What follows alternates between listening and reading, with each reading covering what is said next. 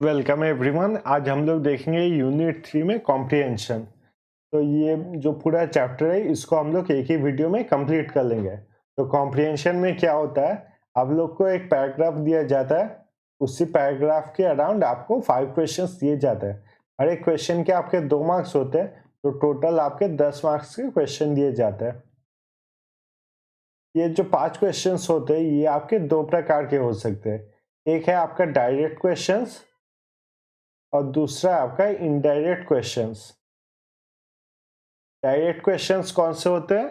तो direct questions वो होते हैं जो आपको पैराग्राफ को एक बार पढ़ने से और डायरेक्टली वही पैराग्राफ में से आता है। तो इससे हम लोग को कॉम्प्रिहेंशन अच्छे से पढ़ना होता है और उससे समझना पड़ता है। इनडायरेक्ट में क्या होता है, इनडायरेक्ट जो क्वेश्चंस होते हैं उसमें हम लोग का अंडरस्टैंडिंग देखा जाता है कि कॉम्प्रिहेंशन जो पढ़ के हम लोग क्या अंडरस्टैंड कर सकते हैं। तो ये होता है आपका कॉम्प्रिहेंशन। अब कॉम्प्रिहेंशन के कुछ रूल्स हैं वो एक बार देख लेंगे। पहला जो रूल है कॉम्प्रिहेंशन में, उसका कॉम्प्रिहेंशन को पैराग्राफ जो भी दिया हुआ है हम लोग को एक ओवरव्यू पढ़ना है। मतलब इन डेप्थ नहीं पढ़ना है, हर एक लाइन अंडरस्टैंड नहीं करना है, हर एक वर्ड क्या लिखा हुआ है उसका मतलब नहीं जानना है। हम लोग को एक ओवरव्यू रखना है, मतलब ऑथर किस चीज के बारे में बात करना चाहता है और ऑथर का पॉइंट ऑफ व्यू क्या है। इसके बाद हम लोग को देखना पड़ता है कि जो भी आपको पैराग्राफ दिए जाएंगे उसमें सबसे पहले आप देखेंगे कि क्या क्या क्वेश्चंस है, और क्वेश्चंस देखने के बाद जो पैराग्राफ है उसको आप पढ़ेंगे।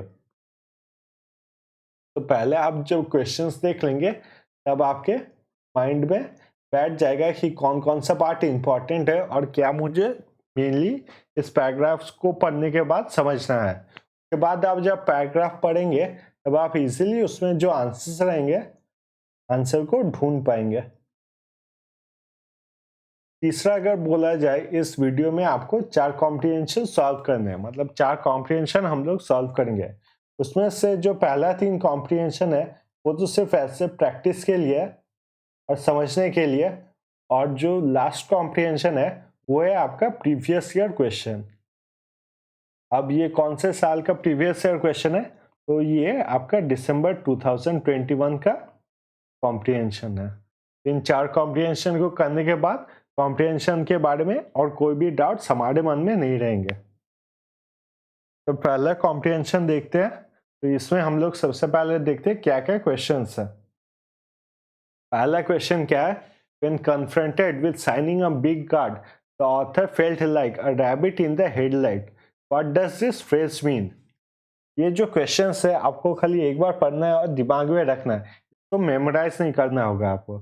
ऑप्शन क्वेश्चन 2 है, according to the author which one is not the most creative outlet of pursuit. Question number 3 है, the entire existence of author revolves around.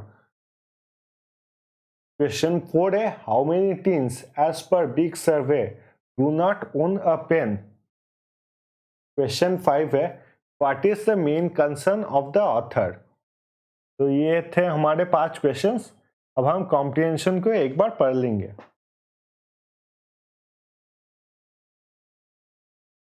I did that thing recently where you have to sign a big card, which is a horror unto itself, especially as the keeper of the big card was leaning over me at the time. Suddenly, I was on the spot, a rabbit in the headlights, torn between doing a fun message or some sort of in-joke or a drawing. Instead of being overwhelmed by the myriad options available to me, I decided to just write, "Good luck, best Joel." It was then that I realized to my horror that I had forgotten how to write. My entire existence is tap letters into computer. My shopping lists are hidden in the notes function of my phone. If I need to remember something, I send an email to myself. A pen is something I chew when I am struggling to think. Paper is something I pile beneath my laptop to make it a more comfortable height for me to type on.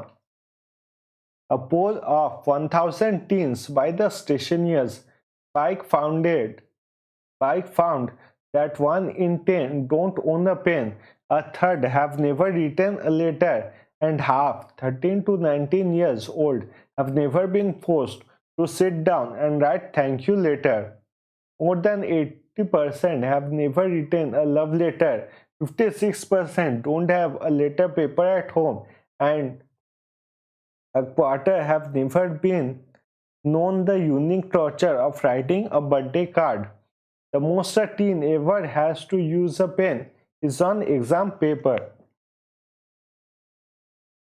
Big. Have you heard of mobile phones? Have you heard of email, Facebook, and Snapchatting? This is the future. Pens are dead. Paper is dead. Handwriting is a relic. Handwriting is one of the most creative outlets we have and should be given the same importance as other art forms such as sketching, painting और photography. तो आपने एक बार comprehension पढ़ लिया, आप अगर चाहे तो कॉम्प्रिहेंशन को दूसरी बार भी पढ़ सकते हैं, पर याद रखिए आपको सिर्फ एक ओवरव्यू लेना है, मतलब आपको समझना है कि कॉम्प्रिहेंशन किस बारे में है और कौन सा पार्ट किस जगह पे है। ये जैसे ही आप समझ ले फिर आप क्वेश्चंस पे मूव कर सकते हैं। तो पहला क्वेश्चन यहाँ पर देखेंगे क्या है। When confronted with signing a big card, the author felt like a rabbit in the headlight. What does this phrase mean? तो आपको क्वेश्चन में देखना है कि की पॉइंट कौन सा है।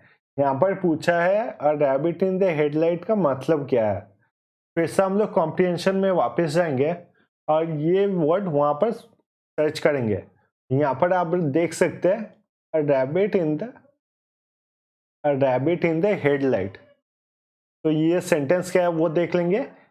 Suddenly, I was on the spot, a rabbit in the headlight, torn between doing a fun message or some sort of in-joke or a drawing.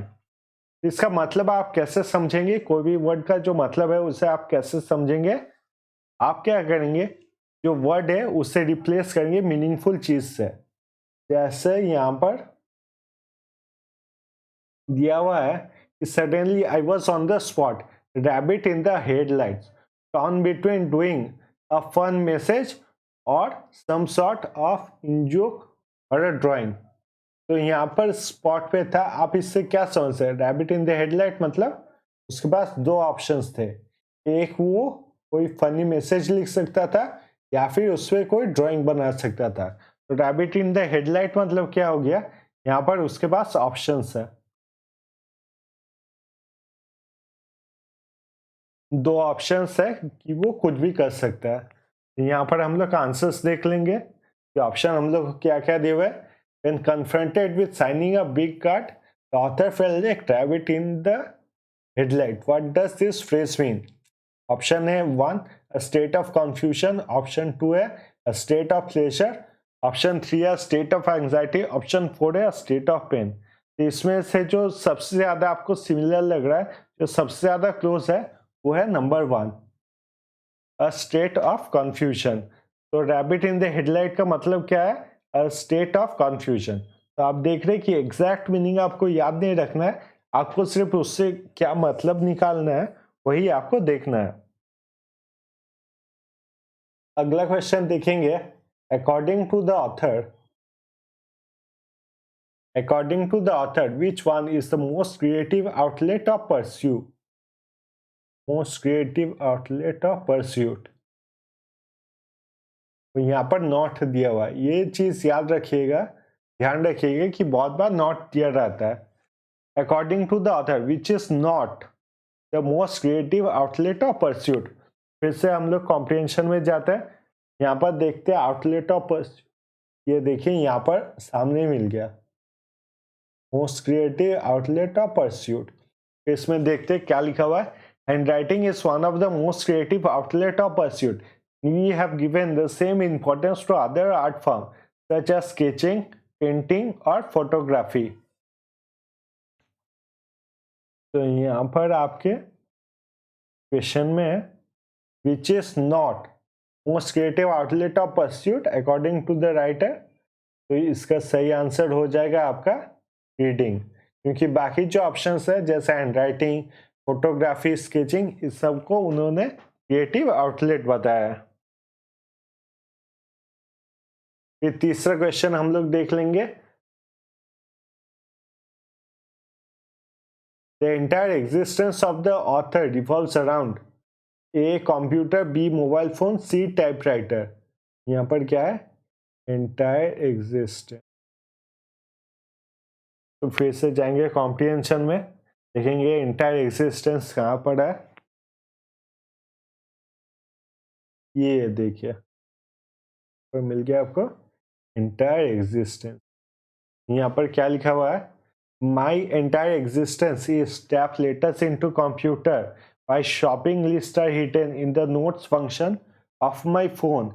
If I need to remember something I send an email to myself.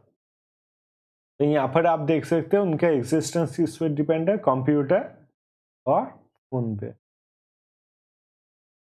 तो फिर से वापस चलते हैं question पे। उनकी entire existence जो है वो किस पे डिपेंड है? एक हो गया आपका ऑप्शन ए कंप्यूटर और मोबाइल फोन, दोनों में। तो यहाँ पर देखेंगे क्वेश्चन क्या दिया हुआ है। Finally identify the correct answer from the codes given below. आपका ऑप्शन ए एंड बी होगा। इसमें ए एंड कहाँ पर है? आपका सही आंसर हो जाएगा option 2, A and B only. फिर अगला क्वेश्चन देखेंगे क्या है। How many teens as per big survey do not own a pen? Option 1 है 800, ऑप्शन 2 है 560, ऑप्शन 3 है 500, ऑप्शन 4 है 100। तो यहाँ पर देखेंगे big survey do not own a pen. फिर इससे जाएंगे कॉम्प्रिहेंशन पे। ये देखिए सर्वे का। अब पोल, पोल मतलब सर्वे होता है। of 1000 teens, a stationery big found that 1 in 10 do not own a pen. अब क्वेश्चन पे वापस आएंगे। हमें बोला ये बिग सर्वे के अनुसार कितने जनों के पास पेन नहीं है। तो फिर बिग ने कितने जनों का सर्वे किया था? 1000। 1 in 10 के पास पेन नहीं है, मतलब पॉपुलेशन का 10% जो है उनके पास पेन नहीं रहता। तो फिर 10% ऑफ 1000 0 तो कितना हो गया? 10% ऑफ 1000 ये आपका 100। तो इसमें सही आंसर हो जाएगा आपका ऑप्शन 4, 100। एक सर्वे के अनुसार 100 बच्चों के पास पेन नहीं है। फिर अगला क्वेश्चन देखेंगे। What is the main concern of the author? तो यहाँ पर आप देखिए इनडायरेक्ट क्वेश्चन जो मैं बात कर रहा था, ये एक इनडायरेक्ट क्वेश्चन है। What is the main concern of the author? तो पहला क्वेश्चन, पहला ऑप्शन है आपका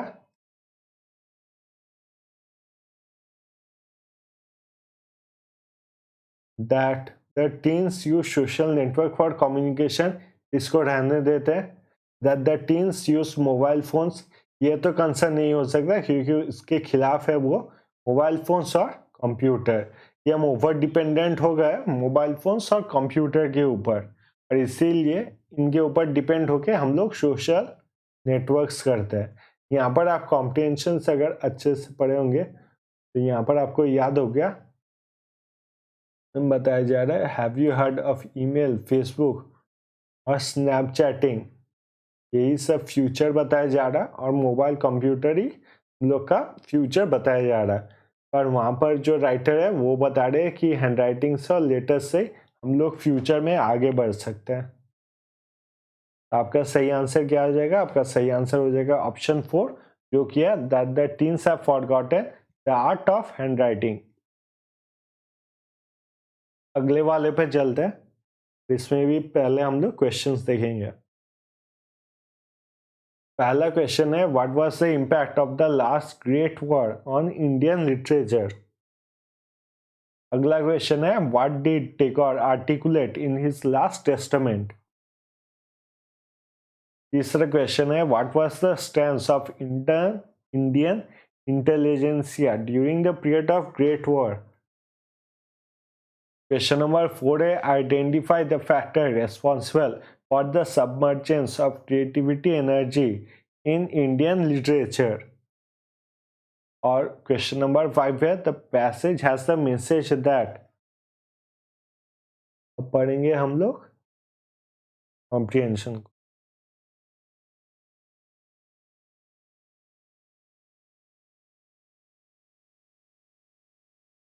The last great war, which nearly shook the foundation of the modern world, had little impact on Indian literature beyond aggravating the popular revulsions against violence and adding to the growing disillusionment with the human pretensions of the Western world. This was eloquently voiced in Tagor's later poems and his last testament, Crisis in Civilization. The Indian intelligentsia was in a state of moral dilemma. On one hand, it could not help sympathizing with England's dogged courage in the hour of peril, with Russian fighting with their backs to the wall against the ruthless Nazi hordes, and with China groaning under the heel of Japanese militarism. On the other hand, their own country was practically under military occupation of their own soil. The Indian army under Subhash Bose was trying from the opposite camp to liberate their country. No creative impulse could issue from such confusion of loyalties. One would imagine that the achievement of the Indian independence in 1947, which came on the wake of the Allies' victory, was followed by the collapse of colonialism in the neighboring countries of Southeast Asia, would have released an upsurge of creative energy. No doubt it did, but unfortunately, it was soon submerged in the great agony of partition, with its human slaughter on the innocent, uprooting of millions of peoples from their homeland, followed by martyrdom of Mahatma Gandhi. These tragedies, along with Pakistan's invasion of Kashmir and its later atrocities in Bangladesh, did indeed provoke a poignant writing, particularly in the languages of the region most affected: Bengali, Hindi, Kashmiri, Punjabi, Sindh, and Urdu. But poignant or passionate writing does not by itself make great literature, but reserves of enthusiasm and confidence survive these disasters have been mainly absorbed in the task of national reconstruction and economic development. Great literature has always emerged out of chains of confabulation. Indian literature is richer today in volumes, range, and variety than it ever was in the past. Sorry, अब comprehension को हम लोग ने अच्छी तरीके से पढ़ लिया। अब एक इम्पॉर्टेंट चीज़ यहाँ पर बता दूँ आप लोग को, जो कि इस कॉम्प्रिहेंशन से रिलेटेड तो नहीं है, पर ऐसे क्वेश्चंस बहुत आते हैं। जैसे कि यहाँ पर लिखा हुआ है कि Indian literature is richer today in volume, range and variety than it ever was in the past. तो ऐसा मेरा मानना है कि इंडियन लिटरेचर जो है वो सबसे ज़्यादा रिच आपके वैदिक पीरियड पे था। तो अगर क्वेश्चन में पूछा जाएगा कि कौन से टाइम पे आपका जो इंडियन लिटरेचर है सबसे रिच था, तो वहाँ पर मुझे टुडे लिखना होगा, ना कि वैदिक पीरियड। यहाँ पर मैं क्या सोचता हूँ इस चीज़ को नहीं लिखना है, पर राइटर क्या सोच रहा है और राइटर हम लोगों को क्या कहना चाहते हैं, यही इम्पोर्टेंट है।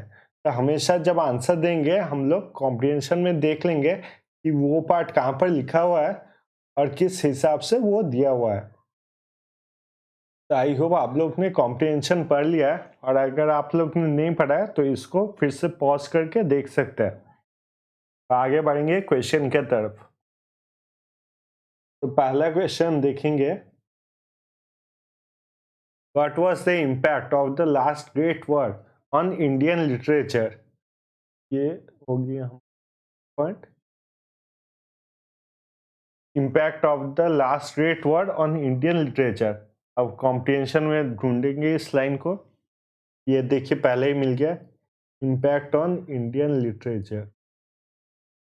तो यहाँ पर सेंटेंस को पढ़ लेंगे। The last great war which nearly shook the foundation of the modern world had little impact on Indian literature beyond aggravating the popular revulsions against violence and adding to the growing disillusionment with the human pretensions of the Western world.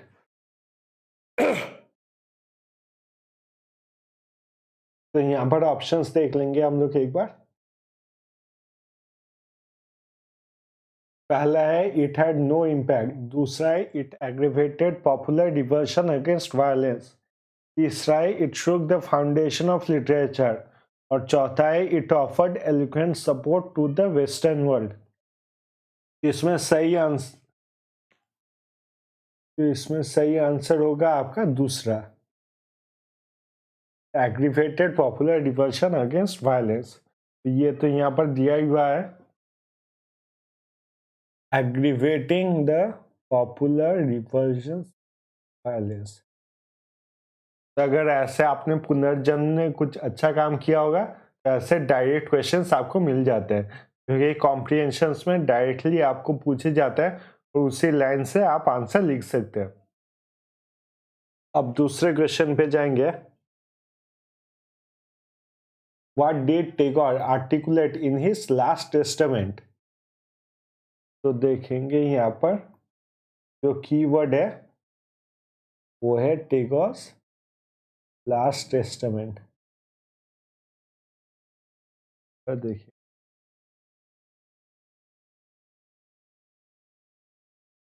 ये देखिए यहाँ पर टेगोर्स last. तो यहाँ पर sentence देख लेंगे क्या है।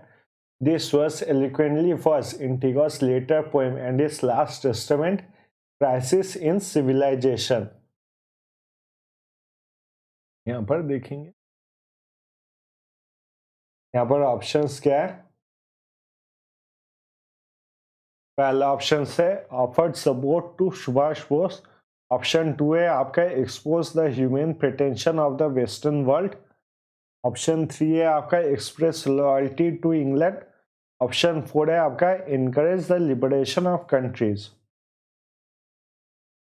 तो इसमें आपका सही आंसर होगा आपका option 2, expose the human pretensions of the western world.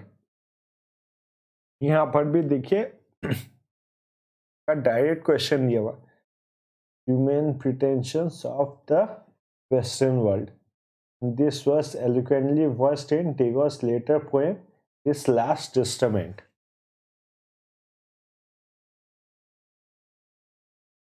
अब अगला क्वेश्चन देख लेंगे। What was the stance of Indian intelligentsia during the period of Great War? Option 1 है आपका indifference to Russia's plight, option 2 है they favored the Japanese militarism, option 3 है they promoted creativity out of confused loyalties, option 4 है they expressed sympathy for England's dogged courage। नहीं, आपका यहाँ पर keyword क्या है।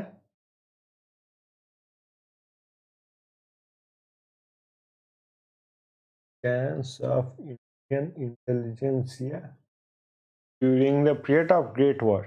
फिर से एक बार कॉम्प्रिहेंशन में वापस जाएंगे।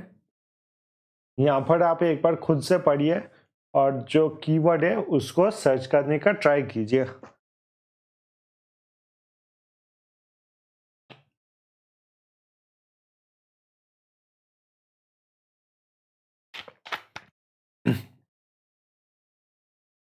तो यहाँ पर आप देख सकते हैं जो कीवर्ड वो यहाँ पर मेंशन हुआ है, इंडियन इंटेलिजेंसिया।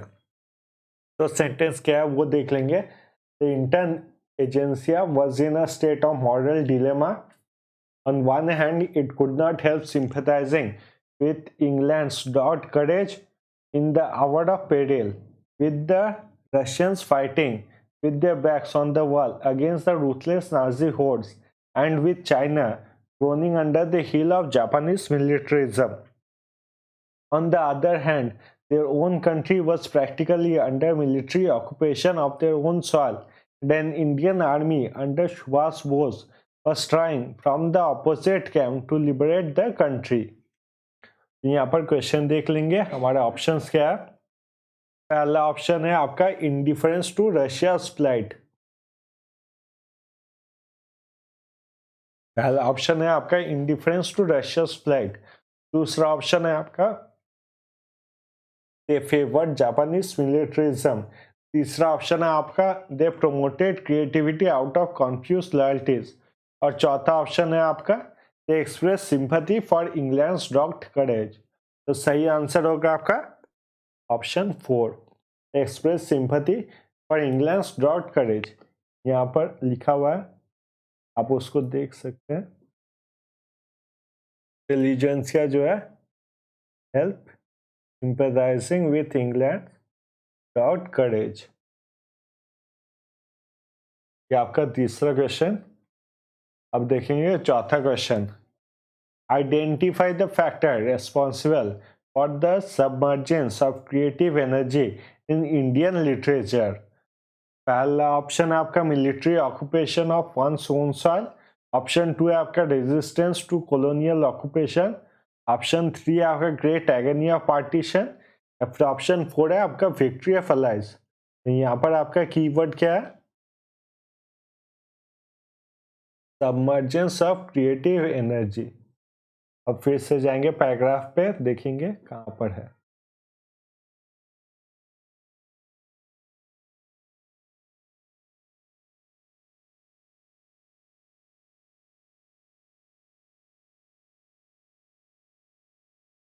तो यहाँ पर आप देख सकते हैं जो क्रिएटिव एनर्जी, वो डायरेक्ट सेंटेंस तो नहीं है, पर यहाँ पर थोड़ा अलग तरीके से दिया हुआ है। सेंटेंस को अगर हम लोग पढ़ लेंगे तो समझ में आएगा। तो ये सेंटेंस कहाँ से स्टार्ट होता है? One would imagine that the achievement of Indian independence in 1947, which came in the wake of Allies' victory and was followed by the collapse of colonialism in the neighboring countries of Southeast Asia, would have released an upsurge of creative energy. No doubt it did, but unfortunately it was soon submerged. Creative energy क्यों submerge हुआ था? The great agony of partition. Great agony of partition, its inhuman slaughter, innocence, and uprooting of millions of people from their homeland, followed by the martyrdom of Mahatma Gandhi. तो आपका submerge क्यों हुआ था? दो कारणों से हुआ था। एक था आपका पार्टीशन, दूसरा था महात्मा गांधी शहीद हो गए थे। तो यहाँ पर आपका सही आंसर क्या होगा? ये आपका सही आंसर हो जाएगा option 3, great agony of partition. Next question देखेंगे, the passage has the message that. ये फिर से आ गया आपका indirect question. The passage has the message that 1, disasters are inevitable. Option 2, great literature emerge out of chains of confabulations. Option 3, Indian literature does not have a marked landscape. Option 4, literature has no relation with war and independence. इसमें हम लोग देखेंगे एक sentence है जो कि directly इससे मिल रहा है। लोग फिर से वापस जाएंगे आपके कॉम्प्रिहेंशन में। यहाँ पर आप देखेंगे ये sentence, Great literature has always emerged out of chains of confabulations. ये आप देख रहे हैं कि डायरेक्टली आपको एक आंसर दिया हुआ है, तो आपको जो पैराग्राफ है उसको एक बार अच्छे तरीके से पढ़ना होगा। Literature emerges out of chains of confabulation। इसका अगर आप बाकी आंसर्स देखेंगे, मतलब बाकी जो ऑप्शंस है वो देखेंगे, तो उन्हें समझना आसान है। तो इसीलिए ज़्यादातर जो स्टूडेंट्स हैं इन्हीं को टिक मार्क कर देंगे, वो कॉम्प्रिहेंशन को फिर से नहीं पढ़ेंगे। देखिए जैसे कि पहला है डिजास्टर्स आर इनएविटेबल, समझना आसान है। Indian literature does not have a mark landscape, ये भी आसान है। Literature has no relation with word and independence. इसमें जो सबसे डिफिकल्ट सेंटेंस है उसको कम बच्चे टिक मार्क मारे या फिर कॉम्प्रिहेंशन ना पढ़े वो अच्छे तरीके से, इसलिए ये दिया हुआ है। तो एक बार कॉम्प्रिहेंशन में भी देख लीजिएगा, जो इनडायरेक्ट क्वेश्चंस है उसके हिंट आपको जरूर मिल जाएंगे। अब करेंगे तीसरा कॉम्प्रिहेंशन। इसका भी हम लोग सबसे पहले जो क्वेश्चंस है उनको पढ़ लेंगे। According to the above passage, which of the following are indicative of the fourth dimension? Question 2 है more productive employment demands. Question 3 है absence of technology would lead to. Option 4 है the advantage of technological inputs would result in. Option 5 है envisioning a developed India required. तो चलिए paragraph को पढ़ते हैं।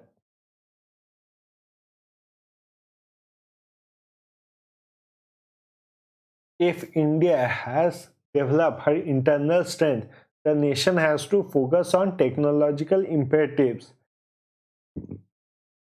keeping in mind three dynamic dimensions: the people, the overall economy, and the strategic interest.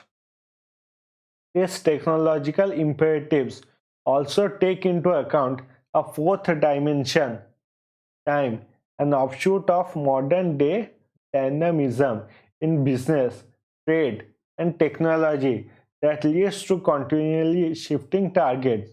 We believe that technological strengths are especially crucial in dealing with this fourth dimension, underlying continuous change in the aspiration of the people, the economy in the global context, and the strategic interest. The progress of technology lies at the heart of human history. Technological strengths are the key to creating more productive employment in an interestingly competitive market place and to continually upgrade human skills. Without a persuasive use of technologies, we cannot achieve overall development of our people in the years to come. The direct linkages of technology to the nation's strategic strength are becoming more and more clear, especially since 1990s. India's own strength in a number of core areas still puts it in a position of reasonable strength in geopolitical context. Any nation aspiring to become a developed one needs to have strength in various strategic technologies and also the ability to continually upgrade them through its own creative strength. For people-oriented actions as well, whether for the creation of large-scale productive employment or for ensuring nutritional and health security for people or for better living conditions, technology is the only vital input. The absence of greater technological impetus could lead to lower productivity and a wastage of precious natural resources. Activities with low productivity or low value addition in the final analysis are the poorest most. The technological imperatives to lift our people to a new life and to the life they are entitled to is important. India, aspiring to become a major economic power in terms of trade, increase in GDP cannot succeed on the strength of turnkey projects designed and built abroad or only through large-scale imports of plant machinery, equipment, and know-how. Even while being alive to the short-term realities, medium and long-term strategies to develop core or technological strength within our industry are vital for envisioning a developed India. तो ये हो गया हम लोग का paragraph. तो अब तक तो आप लोग ने नोटिस कर ही लिया होगा कि आस्ते आस्ते जो पैराग्राफ है वो सब हार्ड हो रहा है, उनका लेवल इंक्रीज हो रहा है। और इसके बाद ये पैराग्राफ करने के बाद, ये कॉम्प्रिहेंशन करने के बाद हम लोग करेंगे PYQ। तो ये सबसे हार्डेस्ट लेवल था। इसके बाद हम लोग करेंगे PYQ। देख लेंगे हम लोग क्वेश्चंस क्या क्या है। तो अगर पहला क्वेश्चन की बात की जाए उसमें है according to the above passage which of the following are indicative of the fourth dimension. यहाँ पर कीवर्ड क्या है, यहाँ पर कीवर्ड है आपका फोर्थ डायमेंशन। तो इसको पैराग्राफ में सर्च करना होगा।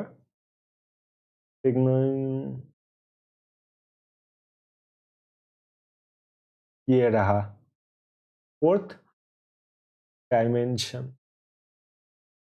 इस सेंटेंस को एक बार हम लोग पढ़ लेंगे। These technological imperatives also take into account a fourth dimension, time, an offshoot of modern day dynamism, business, trade, and technology that leads to continually shifting targets. We believe that technological strengths are especially crucial in dealing with this fourth dimension, underlying continuous change in the aspirations of the people, economy in the global context, or the strategic interest. Fourth dimensions क्या क्या है? Aspiration of the people, economy in global context और strategic interest. तो ये हो गया aspirations है, फिर आपका economy है, ये strategic interest है। तो ऑप्शन होगा आपका ए, सी और डी। ए, सी और डी किसमें है? आपका सही आंसर हो जाएगा आपका ऑप्शन 3, जिसमें ए, सी एंड डी ओनली। फिर अगला क्वेश्चन देखेंगे, मोर प्रोडक्टिव एम्प्लॉयमेंट डिमांड्स। इसमें कीवर्ड क्या है? Productive employment. इसमें देखेंगे क्या क्या ऑप्शंस है हमारे पास। कॉम्प्रिहेंशन क्या है? प्रोडक्टिव एम्प्लॉय, ये देखिए सामने मिल गया। इस सेंटेंस को भी एक बार पढ़ लेंगे। Technology strengths are the key to creating more productive employment in an increasingly competitive marketplace and to continually upgrade human skills. तो प्रोडक्टिव एम्प्लॉयमेंट के लिए क्या चाहिए हम लोग को? Technological strength. क्वेश्चन में वापस चलते हैं। Productive employment through option 1, persuasive use of technology. अब तीसरा क्वेश्चन देखते हैं, absence of technology would lead to.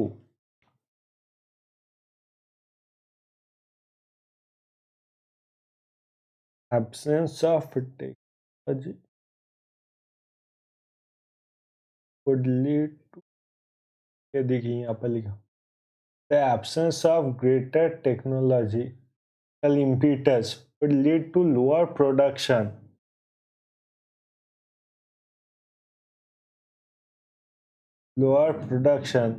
low value addition.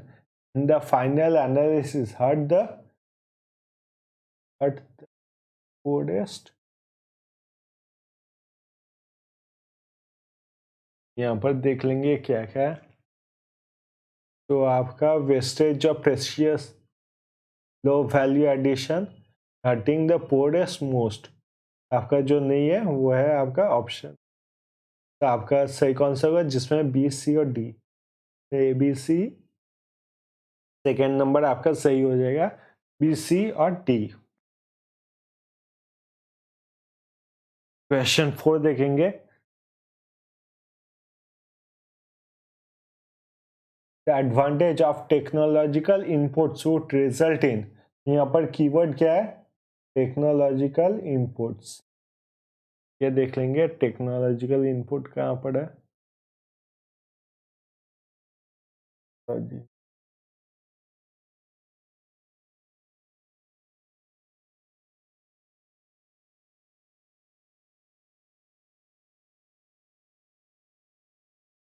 इसमें आप भी सर्च कीजिए।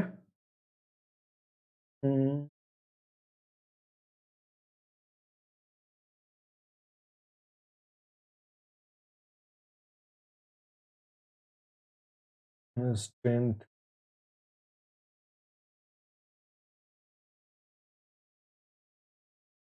ये देखिए पहले ही है action.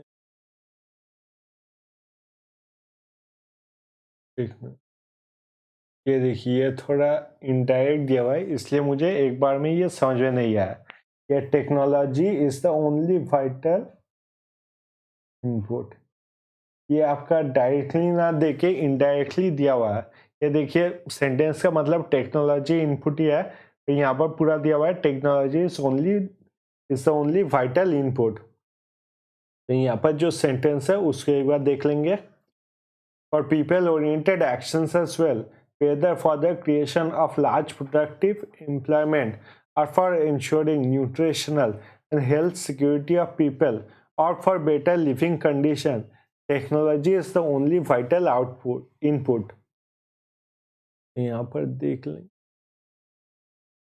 would result in option 1 है unbridled technological growth, option 2 है importing plant machinery, ऑप्शन 3 है साइडलाइनिंग इन्वायरमेंटल इश्यूज, ऑप्शन 4 यहाँ पर सही हो जाएगा जो कि lifting our people to a life of dignity. Question number 5 देख लेंगे। Envisioning a developed India requires, paragraph में देखेंगे डेवलप्ड इंडिया कहाँ पर है, तो डेवलप्ड इंडिया आपके लास्ट में। तो डेवलप्ड इंडिया क्या है, सेंटेंस को देख लेंगे। Even while being alive to the short-term realities, medium and long-term strategies to develop core technological strength within our industry are vital for envisioning a developed India. क्या चाहिए? To develop core technological strength. Question देख लेंगे। पहला option है aspiration to become a major economic player, option 2 है dependence upon project design abroad, option 3 है focus on short term projects, या फिर option 4 development of core technological strength. आपका सही आंसर हो जाएगा number 4 development of core technological strength. आज का लास्ट कॉम्प्रिहेंशन करेंगे जो कि आपके 2021 में आया था। पहले 1 मिनट की एक ब्रेक लेता है।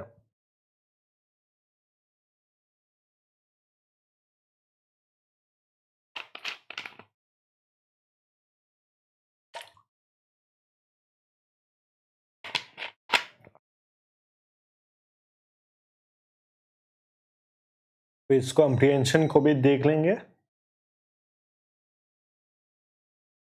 The need for a theory of justice relates to the discipline of engagement in reasoning about a subject on which it is, as eminent author Burke noted, very difficult to speak. It is sometimes claimed that justice is not a matter of reasoning at all. It is one of being appropriately sensitive and having the right note for injustice. It is easy to be tempted to think along these lines when we find, for example, a raging famine. यहाँ FA होगा raging.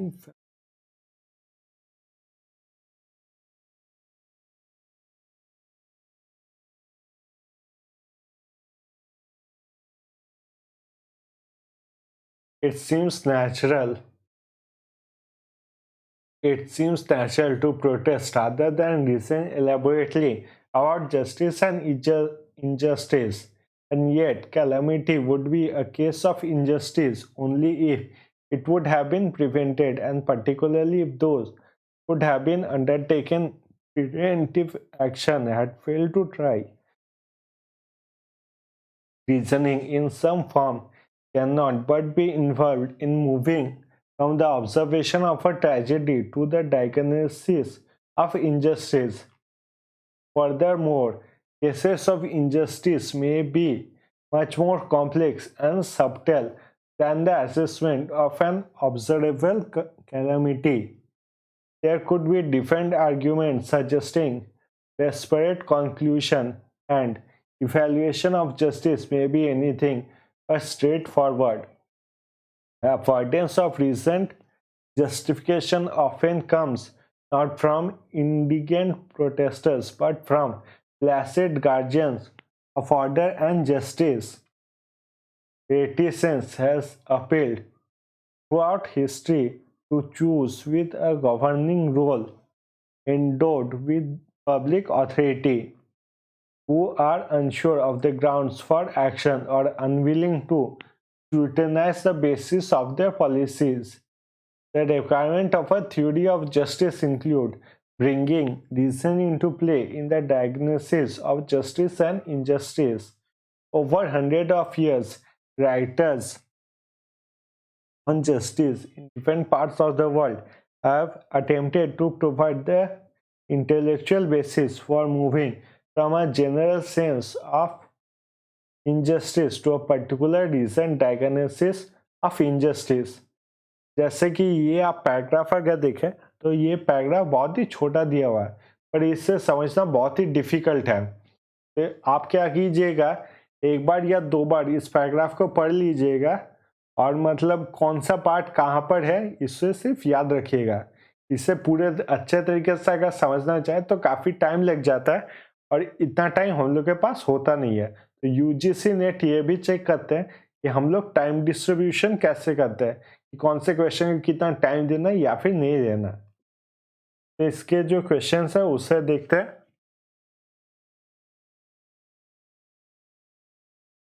पहला question क्या है, a particular diagnosis of injustice will lead to a theory of justice based on.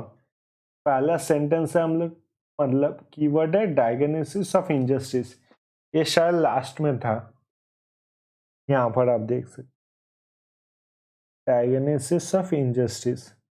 तो sentence को पढ़ लेंगे हम लोग एक बार।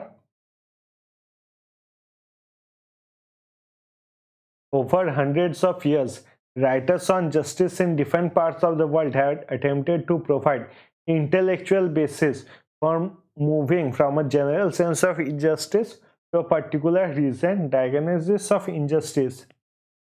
यहाँ पर क्या दिया हुआ है, a particular diagnosis of injustice will lead to a theory of justice based on। पहला ऑप्शन है आपका a general sense of issues, आपको यहाँ पर व्हाइट बैकग्राउंड में दिखाई देगा। ऑप्शन 1 है आपका general sense of issues, option 2 है आपका empirical analysis of injustice, option 3 है आपका इंटेलेक्चुअल इवैल्यूएशन, ऑप्शन 4 है आपका हिस्टोरिकल ट्रेडिशन। इस पैराग्राफ में पढ़ के ही आप देख सकते हैं, ये देखिए आपका हुआ है इंटेलेक्चुअल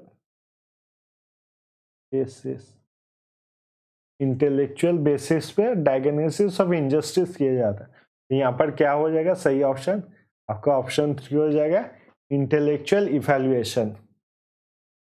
एक बार इंक चेंज कर लेता हूँ। अगला क्वेश्चन देखेंगे, in case of a calamity, in case of a calamity it should lead to a feeling of injustice when. तो यहाँ पर दो आपके हैं वर्ड्स, पहला है आपका कैलामिटी और दूसरा आपका फीलिंग ऑफ इनजस्टिस। तो देखेंगे कहाँ पर दिया हुआ, ये शायद बीच में है। हाँ ये देखिए कैलामिटी केस ऑफ इनजस्टिस। तो यहाँ पर सेंटेंस देख लेंगे, and yet a calamity would be a case of injustice only if it could have been prevented, particularly if those who could have undertaken preventive action had failed to try। तो फिर से यहाँ पर question देख लेंगे, it should be a feeling of injustice when। तो calamity जब होता है तब हम लोग को इनजस्टिस कब होता है। ऑप्शन 1 है it is left unobserved, option 2 है it affects vulnerable people, option 3 है concerned authorities did not make an attempt to prevent it, या फिर option 4 concerned authorities did not know how to prevent it. तो यहाँ पर सही answer हो जाएगा आपका ऑप्शन 3। तो यहाँ पर आप देख सकते हैं लिखा हुआ है, if those who could have undertaken preventive action had failed to try। मतलब जो इसको प्रिवेंट कर सकते थे वो जो इस कैलामिटी को प्रिवेंट कर सकते थे, वो अगर अपना कोशिश भी ना करें कैलामिटी को रोकने के लिए, तो वो एक इनजस्टिस हो जाता है। यहाँ पर सही ऑप्शन हो जाएगा आपका ऑप्शन 3। फिर आपका क्वेश्चन दिया, what is the simplistic view about justice. यहाँ पर मेन पॉइंट क्या है, सिंपलिस्टिक व्यू अबाउट, इसको देख लेंगे कहाँ पर है।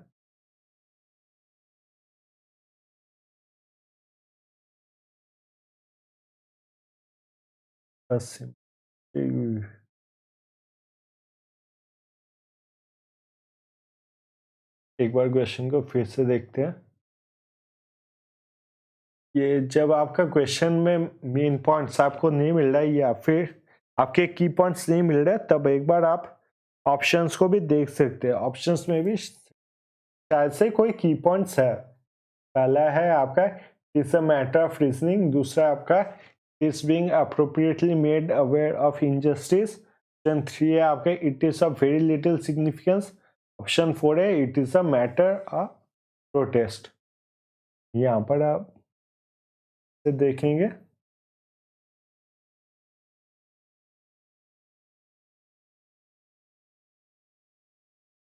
यहाँ पर देख सकते, justice is not a matter of reasoning at all. आपने देखा कि जब ऑप्शंस में हम लोग देखते हैं, कई बार हम लोग को ऑप्शन में भी कीवर्ड मिल जाता है। तो यहाँ पर पूरा सेंटेंस पढ़ेंगे, it is sometimes claim that justice is not a matter of reasoning at all, it is one of being appropriately sensitive, having the right note for injustice. इसमें आंसर देख लेंगे।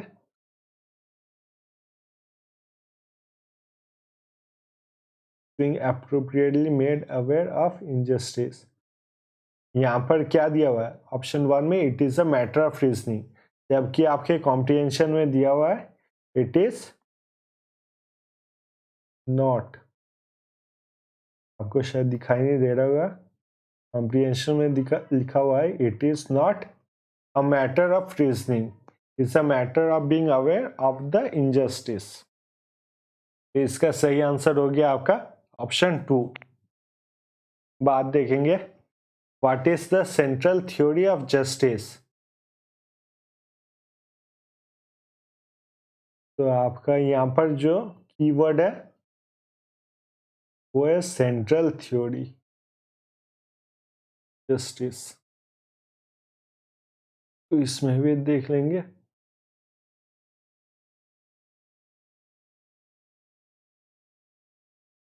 Not be involved।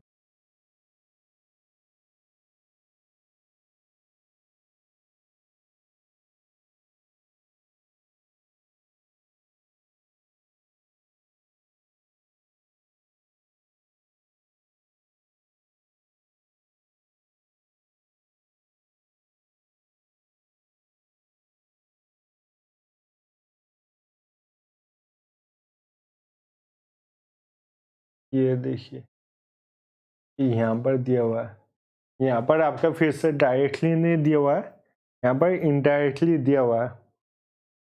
Central theory of justice क्या है, furthermore cases of injustice may be much more complex and subtle than the assessment of an observable calamity। तो फिर यहाँ पर हम लोग को क्या चाहिए, तो यहाँ पर हम लोग को चाहिए कि रीजनिंग, कि हर एक जो केस होते हैं उनमें देखने के लिए हम लोग को किसी न किसी तरीके से रीजनिंग की सहायता लेनी पड़ती है, ताकि जो जस्टिस मिल रहा है उसे हम लोग ठीक से पा सके। तो ये है आपका सेंट्रल थ्योरी ऑफ जस्टिस। इस क्वेश्चन को फिर से एक बार देख लेंगे। यहाँ पर आप देखिए लिखा हुआ है what is the central theory of justice.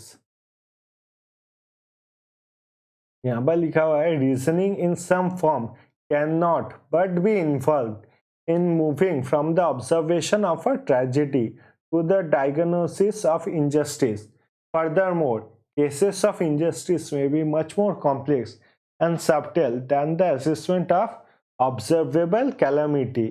तो ऑब्जर्व करके हम कभी भी जस्टिस नहीं कर सकते, खाली हम जो सामने से देख रहे हैं उसी बेसिस पे हम लोग कभी जस्टिस नहीं कर सकते। यहाँ पर आप देख रहे हैं ऑब्जर्वेबल कैलामिटी से नहीं कर सकते। यहाँ पर दो ही दिए हुए हैं, एक है आपका रीजनिंग किसी न किसी प्रकार से इन्वॉल्व रहता है और दूसरा रहता है आपका ऑब्जर्वेशन। ऑब्जर्वेशन अगर हट गया तो क्या रहता है आपका बाकी रीजनिंग। तो सेंट्रल थ्योरी क्या हो गया आपका रीजनिंग। तो आपका यहाँ पर सही आंसर कौन सा हो जाएगा, आपका सही आंसर हो जाएगा ऑप्शन 1, क्योंकि ये रीजनिंग ऑन अ सब्जेक्ट। फिर आज का आखिरी क्वेश्चन देखेंगे। Avoidance of a reason justification can be source to. पहला ऑप्शन है आपका प्रोटेक्टर्स सीकिंग जस्टिस, ऑप्शन 2 है people unaffected by policy decision, option 3 है the public not interested in justice, या फिर ऑप्शन 4 है आपका पब्लिक ऑथोरिटी। तो यहाँ पर आपका की पॉइंट है वो देख लेंगे, अवॉइडेंस ऑफ जस्टिफिकेशन। देख लेंगे कहाँ पर मिलेगा हम लोग को। ये देखिए पहले ही मिल गया, the avoidance of reason justification. Sentence को पढ़ लेंगे क्या दिया हुआ है। The avoidance of reason justification often comes not from indignant protesters but from placid guardians of order and sacrifice। यहाँ पर लिखा हुआ है कि जो रीजन जस्टिफिकेशन या फिर हम लोग को जस्टिफिकेशन नहीं मिलता है, जस्टिस नहीं मिलता है, वो किसी प्रोटेस्टर्स की वजह से नहीं होता है, पर इसलिए होता है जो गार्जियंस होते हैं वो गार्जियंस अपना काम ठीक से नहीं करते। जो लॉ एंड ऑर्डर के गार्जियंस होते हैं वो हो जाते हैं प्लेसिड। वो कोई अच्छा काम मतलब कोई काम अपना ठीक से नहीं कर सकते, इसलिए हम लोग को इनजस्टिस सहना पड़ता है। आखिरी क्वेश्चन का देख लेंगे। ऑप्शंस क्या है, avoidance of reason justification.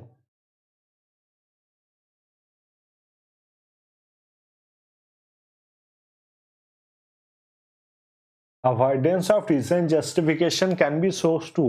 Option 1 है प्रोटेक्टर सीकिंग जस्टिस, ऑप्शन 2 है people unaffected by policy decision, option 3 है the public not interested in justice, या फिर ऑप्शन 4 है पब्लिक ऑथोरिटी। यहाँ पर सही आंसर होगा आपका पब्लिक ऑथोरिटी। वहां पर दिया हुआ है रीजन जस्टिफिकेशन क्यों नहीं मिलता है हम लोग को, क्योंकि प्लेसिड है गार्जियंस